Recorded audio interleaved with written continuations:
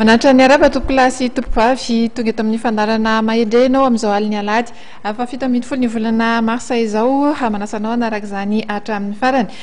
maromaro ny fandarantsika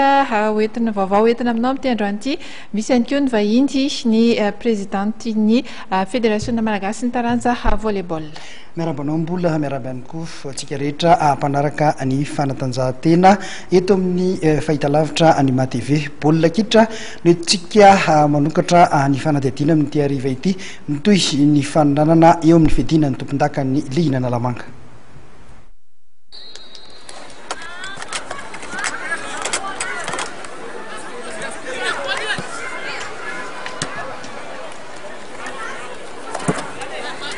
Vokatra anisan'ny nisongadina indrindra tamin'ny andro fahavatra ny fiadina ny tompon-daka ny Alpha Skazy divisiona voalohany ny nandresen'ny ekipan'ny COSPN ireto miakanjo fotsy ireto ny ekipan'ny COSFA tamin'isa efatra no telo.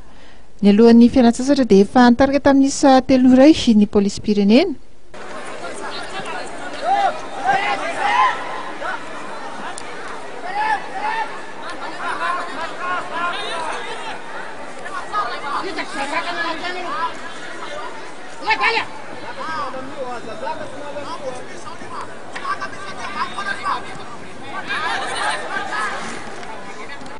Taorianan'io kosa anisan'ny lalao nisongadina ihany koa dia nisaraka adisala tamin'isa iray noray ny ekipan'ny Tana Formation sy ny AS Saint-Michel raha ireo vokatra hafa kosa tamin'ity andro efatra ity ihany dia ny Adresaya nampindrika ny Ezamita tamin'isa mavesatra efatra nohatra tamin'isa telo nohatra no nandresen'ny AS Ademany United ary ny IFC dia nandavo ny Vestatima tamin'isa telo no roa.